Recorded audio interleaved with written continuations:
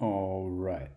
So here it is. This is Out of the Park Baseball 21 for anyone who likes like a strategy sim based baseball game and likes like general manager type stuff. This is the game for you. The level of details amazing. And since we're on basically lockdown, I am going to try to rebuild the Baltimore Orioles. I'm taking over, as you can see up here, March 11th, 2020. And just a few things that I've done so far. I fired the scouting director and hired this guy, Brian Bridges, because he's outstanding at scouting amateurs. And with this long rebuild of the Orioles, the draft is going to be important. What else did I do? So I went into, I'm not sure if I'm able to find the settings that I did, but I changed trading difficulty to the hardest setting and favor prospects just because in other versions of the game, it can be a little easy to rebuild if you don't make the trading super hard. I also went in and changed the setup of the Orioles minor league teams. So I added a low A ball team, the Catonsville Comets, and they have two low A balls. And I got rid of their two Dominican Summer League rookie teams because it can be a pain to fill that with players because players have to be certain nationalities to qualify for that. And then all your rookie ball players end up on this Gulf Coast League. So I like to have two at each level up until double A. So I have two rookie ball, two low A ball, two A balls. A and high A are actually the same level in this game. There's no difference. And then we've got double A and triple A. What else am I doing? So I went in and I started looking to see if there is going to be any way to trade these two salaries, Davis or Cobb. And it's just impossible. If I include like Trey Mancini, like Chance Sisco, and Austin Hayes, I can get a team to give me a worthless player and they will take on like 30% of the Davis contract. So I'm giving up three really good assets and I'm only shedding 30% of the deal. Same thing with Cobb. So I just figured with the, Mancini, Givens, guys like that, it's just going to be better to trade them for prospects and just eat the money on these deals. Whether I cut those guys eventually to be determined, we'll see what happens. Davis will stay on the roster for now. So one thing I did was I went and I shopped around for a bunch of deals on some of the guys that I'm trading. And why am I trading Mancini now and Givens? It's a budget thing. So I have no money, as you can see here, and I need money to invest in scouting and player development because these amounts that I'm investing there are just totally inadequate. So I need to free up money now before these budgets set for the year, before opening day, and free up that Mancini money, Givens money, all that. Anyways, let's see. So here's what I've worked on so far. I haven't made any trades, but I've been trying to figure out the best packages I can get. And by far, the Astros are willing to give me the most for Mancini. And it's it's decent. But pretty much a lot of other teams were not even willing really to give me more than like a couple okay prospects. But the Astros here, they're willing to give me Toro, who and eat 10% of his deal, a whole 56,000. And so Toro, and one thing about if you haven't played this before, these ratings, I'm talking between Head Scout and the OSA. The OSA is like a head scouting agency, and Head Scout is your scout. So unlike in other video games or sports games that you might play where a player has a rating and that's just his rating, you don't have access to a straight rating. It depends on your scout who can be biased. So you have to look at your scout, OSA ratings, and then just stats, kind of like real life. There's no like, oh, this guy's a 90.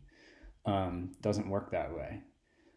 So Toro would be the number one guy to be getting back. He is their fourth ranked prospect. He's 119th overall in the majors.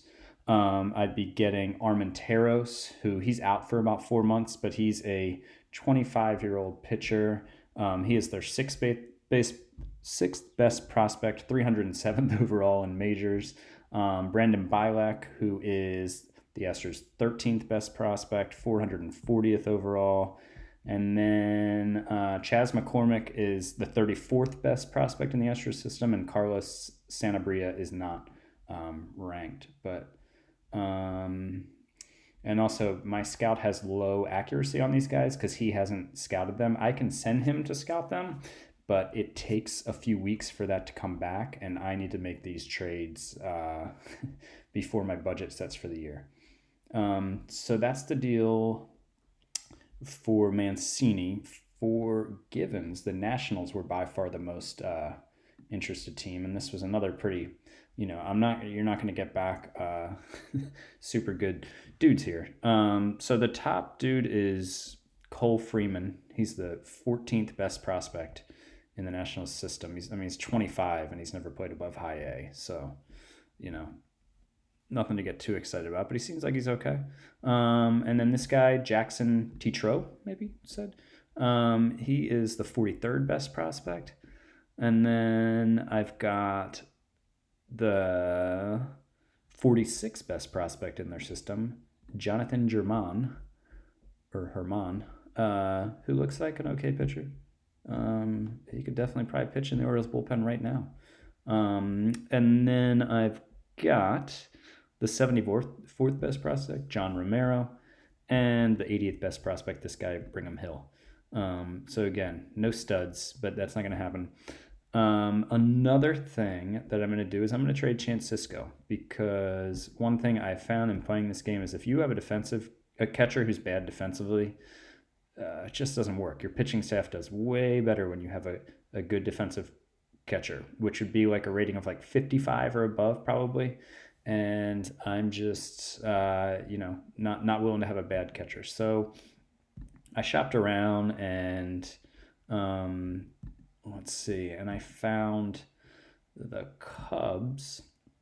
So I can throw in like this guy, Christian Alvarado. I have to throw him into the deal. He's a 25-year-old minor leaguer. Who cares? And I can get this guy, Corey Abbott. And I'm also getting $390,000 cash. And this guy looks pretty decent. He pitched in Double A last year in real life and was pretty good.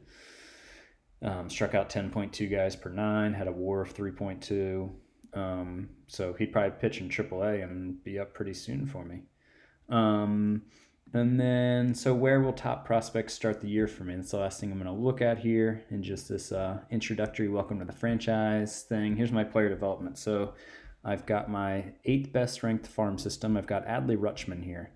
I'm going to start him in high A because I probably won't bring him up for another 2 years. So he'll split the next 2 years between high A, Double A, and Triple A as long as things go okay. I might even play him at first base some to get that rating up, to give him a little versatility.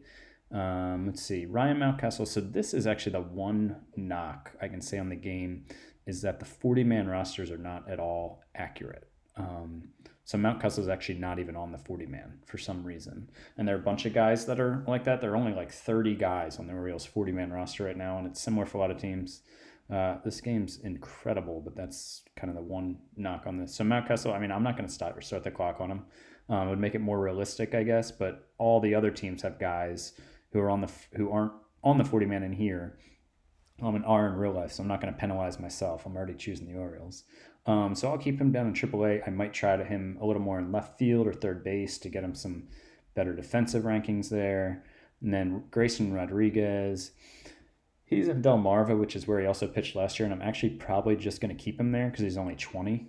This is where the game had him. I'm going to keep him there for now. If he dominates early, then I'll bump him up, but I'm not in a rush to get him to the majors. We got Austin Hayes. He's on the major league roster right now. Honestly, I might send him to AAA and have him work on his center field. He's adequate in center field right now, but having a really good center fielder helps a lot. Might see if he can be that dude. DL Hall is going to start the year in Bowie. I promoted him there. Yusnel Diaz is going to start the year in Norfolk. I'll probably have him work on left or center field so he can have more versatility when he comes up. There are a bunch more dudes here. Those are mainly the headliners, though. Yeah, so that's the team. I am going to probably pull the trigger on some of those trades and then invest the money into scouting and player development. And then, it's going to be a few years before this disaster of a team is any good. I will probably look to unload some of these salaries too. Hanser Alberto, he's not going to be here when I'm good. He's making 1.6 and he's estimated to get 5 and 7 in arbitration in the next 2 years. That's more money I can put into drafting, scouting, development, etc. So, anyways, I'm not sure how I'll do updates, but on this, but just gonna do it for fun, and I'll update periodically, and of course, willing to take questions from my many fans out there. But that's it for now. That's where I'm at. I'm gonna take my time, kind of getting my minor league rosters right, and making sure I have guys at all the levels that I want, signing some minor league free agents, etc. And yeah, I'll post another update sometime after opening day, probably.